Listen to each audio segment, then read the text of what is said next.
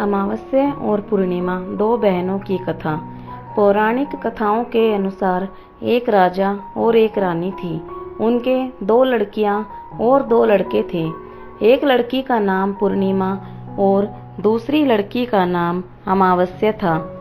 पूर्णिमा घर का सारा काम करती और भगवान की पूजा पाठ किया करती और गाय की सेवा भी करती थी।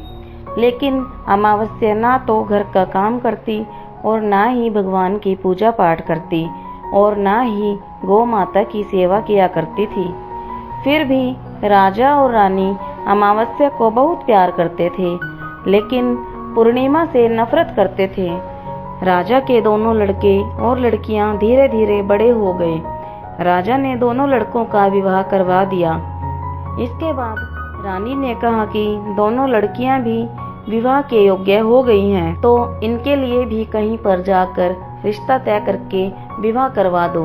लेकिन अमावस्या का विवाह किसी बड़े घर में करना और पूर्णिमा का विवाह किसी गरीब घर में दे देना, क्योंकि पूर्णिमा को घर का काम करना और भगवान की पूजा पाठ करना और गाय की सेवा करना यही पसंद है। रानी ने राजा को दोनों बहनों का रिश्ता तय करने के लिए भेजा, तो राजा अपने पड़ोसी राज्य के राजकुमार से अमावस्या की शादी का रिश्ता तय कर देते हैं और उसी गांव में गरीब लड़के से पूर्णिमा की शादी का रिश्ता कर देते हैं।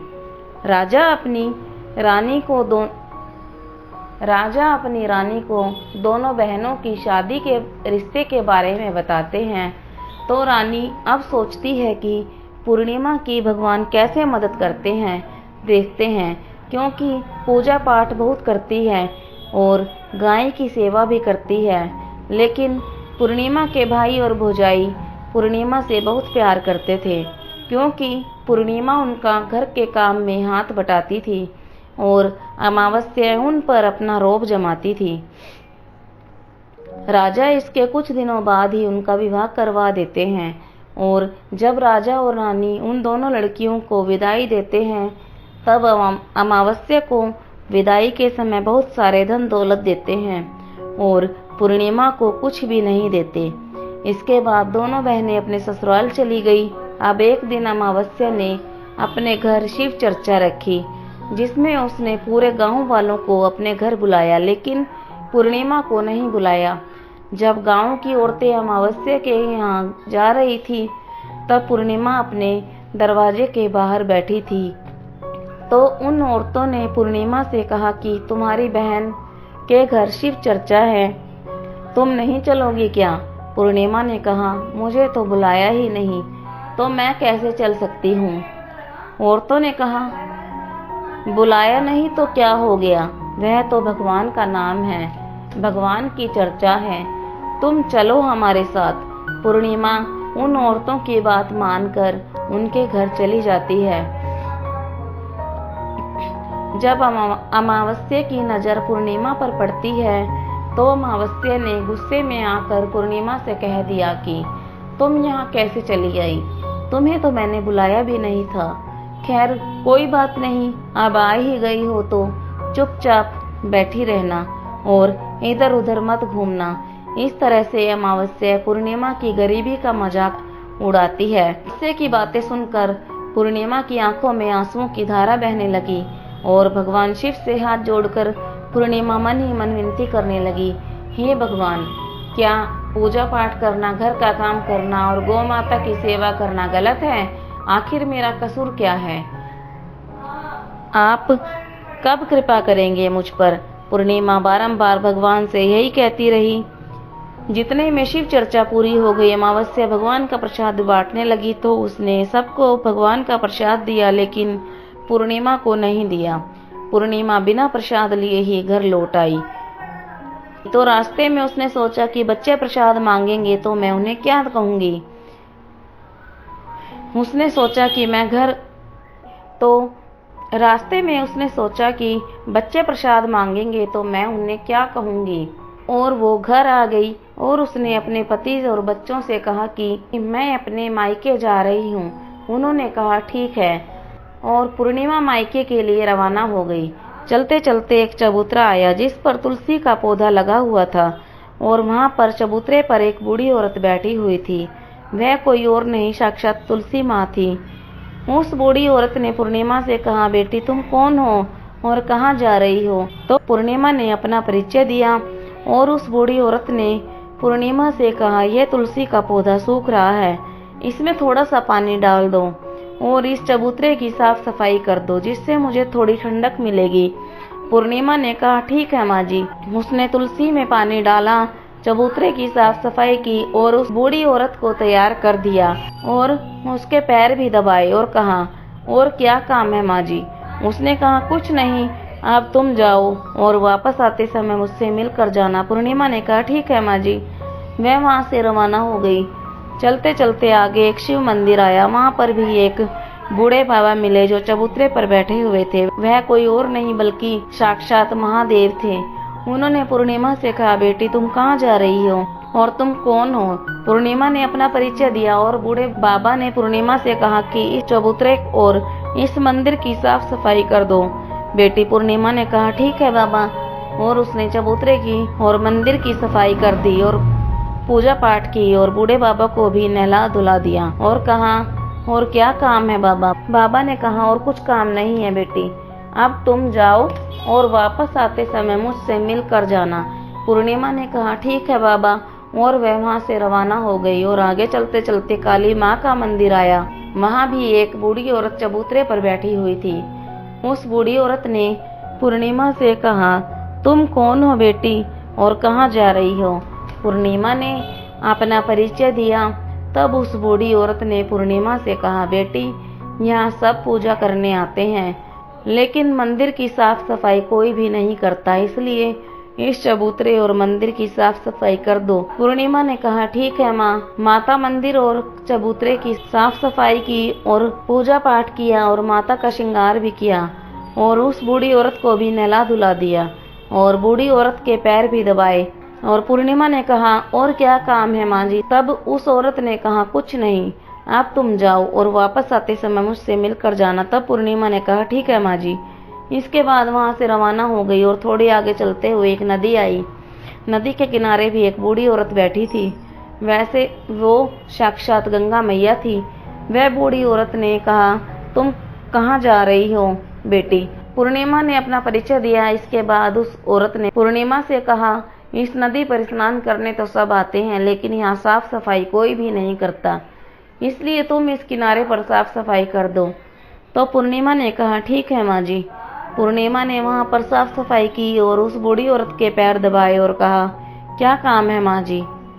उस बूढ़ी औरत ने कहा, कुछ नहीं बेटी, अब तुम जाओ और वापस आते समय मुझसे मिलकर जाना। इसके बाद पूर्णिमा नाव में चढ़ने लगी। नाव फूलों से सजी हुई थी। वह नाव में बैठकर नदी के किनारे दूसरे किनारे पर उतर गई। इसके बाद में अपने पीहर के घर पहुंची। वहीं पर पूर्णिमा के भाई और भौजाइयों ने उसे देखा तो वह बहुत खुश हो गए और उन्होंने पूर्णिमा की बहुत खातिरदारी की और खूब सारी बातें भी की और कहा कि बच्चों को भी साथ लेकर आती।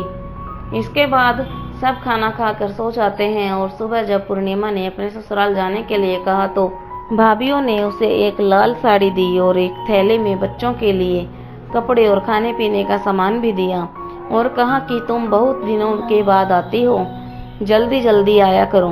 पूर्णिमा ने कहा, ठीक है। इसके बाद पूर्णिमा की भाभीियों ने पूर्णिमा को हाथ में थैला दिया और कहा कि जाओ और वापस जल्दी आना। इसके बाद पूर्णिमा वहां से रवाना हो गई और उसी नदी के किनारे पर पहुंच गई। नाव में बैठकर नदी के दूसरे किनारे पर उतर गई। वहां पर उतरने के बाद पूर्णिमा को वही बूढ़ी माँ मिली जो साक्षात गंगा मैया थी। उस बूढ़ी माँ ने कहा, आ गई हो बेटी पूर्णिमा? पूर्णिमा ने कहा, हाँ मैं आ गई हूँ। तो उस बूढ़ी माँ ने पूर्णिमा को एक थैला दिया और कहा कि ऐसे तुम अपने घर ले जाकर ही खोलना। पूर्णिमा ने कहा, ठीक है माँ जी। अब पूर्णिमा के पास 2 थैले हो गए। उन्हें लेकर वहाँ से रवाना हो गई। पूर्णिमा अब आगे चली तो वही काली माता का मंदिर आया। वहाँ भी काली माँ बूढ़ी माँ के रूप में बैठी हुई थी। उसने कहा, आ गई बेटी? पूर्णिमा ने कहा, हाँ माँ जी मैं आ गई हूँ। तो काली माँ ने भी एक थैला दिया और कहा कि इसे घर ले जाकर ही खोलना। ठीक है माँ जी। और अब पूर्णिमा के पास 3 थैले हो गए। पूर्णिमा ने एक थैला सिर पर लिया, और एक थैला हाथ में ले लिया और वहां से रवाना हो गई। और आगे चली तो आगे वही भगवान शिव का मंदिर आया। वहां पर भगवान शिव भोले बाबा के रूप में बैठे हुए थे। तो उन्होंने कहा, बेटी आ गई हो? तो पूर्णिमा ने कहा, हाँ बाबा मैं आ गई हूँ। बूढ़े बाबा ने भी पूर्णिमा को एक थैला दिया और कहा कि इसे अपने घर ले जाकर ही खोलना। पूर्णिमा ने कहा, ठीक है बाबा। पूर्णिमा के पास अब 4 थैले हो गए। अब भला वह अकेली 4 थैलों को कैसे उठा सकती थी, इसलिए उसने अपनी पुरानी साड़ी निकाली और उन 4 थैलों को साड़ी में इकट्ठा बांध लिया। और अब पूर्णिमा वहां से रवाना हो गई और थोड़ा आगे बढ़ी तो बूढ़ी औरत के रूप में तुलसी माँ बैठी हुई मिली। उसने पूर्णिमा से कहा, आ गई हो बेटी? पूर्णिमा ने कहा, हाँ मैं आ गई। तुलसी माँ ने पूर्णिमा को एक थैला दिया और कहा कि इसे घर ले जाकर ही खोलना। पूर्णिमा ने कहा, ठीक है माँ जी। अब पूर्णिमा के पास 5 थैले हो गए। पूर्णिमा वहां से रवाना हुई और सीधे अपने घर आ गई। पूर्णिमा ने थैलों को नीचे रखा और सबसे पहले अपने मायके का थैला खोल कर देखने लगी तो उसमें बच्चों के लिए अच्छे अच्छे कपड़े और बच्चों के खाने पीने की चीजें और कुछ पैसे थे। उन्होंने अपने बच्चों को वह नए नए कपड़े दिए और खाने पीने की चीजें भी दी तो बच्चे बहुत खुश हो गए। अब पूर्णिमा ने दूसरा थैला खोला। उसे गंगा माँ ने दिया था। उसमें सोना चांदी भरा हुआ था। पूर्णिमा ने तीसरा थैला खोला। उसे माँ काली ने दिया था। उसमें 16 श्रृंगार का सामान भरा हुआ था। अब चौथा थैला खोला जो उसे शिव शंकर ने दिया था। उसमें धन संपत्ति और वह सारी खुशियां भरी हुई थी। अब पूर्णिमा ने 5वां थैला खोला जो उसे तुलसी माँ ने दिया था। उसमें चावल दाल और 7 प्रकार का धान भरा हुआ था। अब पूर्णिमा के घर में किसी भी चीज की कोई कमी नहीं थी और उसका घर धन धान्य से परिपूर्ण हो गया था। अब पूर्णिमा और उसका परिवार खुशी खुशी रहने लगा। पूर्णिमा के मन में विचार आया कि क्यों न मैं भी अपने घर में शिव चर्चा करूं और शिव चर्चा का कार्यक्रम रखा। पूर्णिमा ने गांव से सभी को बुलावा भेजा और अपनी बहन के घर भी गई। बहन को बुलाने के लिए अमावस्या अपनी बहन के घर शिव चर्चा में आई तो उसने देखा कि पूर्णिमा के घर में किसी भी प्रकार की कमी नहीं है। इतनी धन दौलत देखकर अमावस्या का चेहरा चकित रह गए। अमावस्या चकित रह गई और उसने पूर्णिमा से कहा कि तुम्हारे घर में इतनी धन दौलत कैसे आई? पूर्णिमा ने कहा, देखो बहन, तुमने तो शिव चर्चा रखी और उसमें मुझे बुलाया भी नहीं, तो भी मैं बिन बुलाए तुम्हारे घर आई और तुमने भगवान का प्रसाद तक मुझे नहीं दिया और तुमने मेरी गरीबी का मजाक भी उड़ाया। उसके बाद मैं अपने घर आ रही थी तो रास्ते में मेरे मन में विचार आया कि घर पर बच्चे प्रसाद मांगेंगे तो मैं उन्हें क्या दूंगी, क्या कहूंगी। इसलिए मैंने सोचा कि मैं अपने मायके जाऊंगी और मैं अपने मायके चली गई और जो कुछ भी घटना हुई थी वैसे अमावस्या को बता दिया। तब अमावस्या ने पूर्णिमा से कहा कि तुम भी मुझे प्रसाद मत दो और मुझे डांट दो, लेकिन पूर्णिमा ने कहा, यह तो भगवान का प्रसाद है, मैं तो सबको दूंगी। फिर भी अमावस्या ने प्रसाद भी नहीं लिया और वह सीधे अपने घर चली गई। घर जाकर अपने बच्चों से कहकर वह अपने मायके के लिए रवाना हो गई। चलते चलते रास्ते में वही तुलसी माता मिली जो चबूतरे पर बूढ़ी माँ का रूप धारण करके बैठी हुई थी। उस बूढ़ी माँ ने अमावस्या से कहा, बेटी तुम कौन हो और कहाँ जा रही हो? तो यह तुलसी का पौधा सूख रहा है, इसमें थोड़ा सा पानी डाल दो और इस चबूतरे की साफ सफाई कर दो। इस पर अमावस्या ने कहा, ए बुढ़िया, तुझे दिखाई नहीं देता कि मैंने कितनी महंगी साड़ी पहन रखी है, ये गंदी हो जाएगी। ऐसा कहकर वह आगे चली गई। भगवान शिव मिले, उनको भी उसने ऐसा ही कह दिया। इसके बाद आगे चली तो काली माँ मिली, काली माँ को भी उसने वही कहा। इसके बाद आगे चली तो गंगा मैया मिली, गंगा मैया को भी उसने ऐसा ही कह दिया। इसके बाद में नाव में बैठने लगी तो नाव में फूलों की जगह कांटे थे जो उसके पैरों में चुभ गए और वह दूसरे किनारे पर उतर कर वह अपने मायके चली गई। जब वह वहां उसकी भौजाइयों ने देखा तो वह आपस में धीरे धीरे से बोली, काम की ना काज की, 2.5 सेर अनाज की, यह भला कहाँ से आ गई? अब आ ही गई है तो ठीक है, पूर्णिमा तो अपने काम में हाथ बटाती है, यह तो कोई काम भी नहीं करेगी। अब उन्होंने खाना बनाया और खा कर सो गए। अमावस्या सुबह उठी और अपनी भौजाइयों से कहा कि मैं अपने ससुराल जा रही हूँ। तो उन्होंने कहा, ठीक है जाओ। अमावस्या बोली, पूर्णिमा को तो तुमने एक थैला दिया था और मुझे कुछ भी नहीं दोगी क्या? भाइयों ने कहा, तुम घर जाओ, थैला तुम्हारे घर पहुंच जाएगा।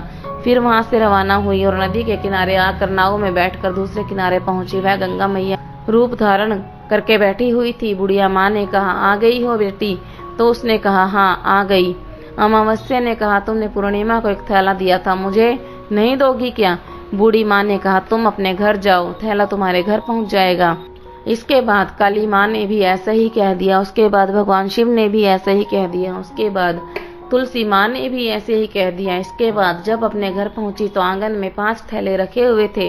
अमावस्या ने अपने मन में सोचा कि आज तो मैं निहाल हो गई हूँ। उसने जल्दी जल्दी ये सभी थैले खोले तो देखा तो उसमें किसी में मिट्टी तो किसी में पत्थर तो किसी में कंकड़, किसी में कोयला, किसी में सांप और किसी में बिच्छू भरे हुए थे। उसने ये सब देखा तो देखकर अपना सर पकड़कर कहने लगी, भगवान मुझे मायके से भी कुछ नहीं मिला और इन थैलों में भी कुछ नहीं मिला।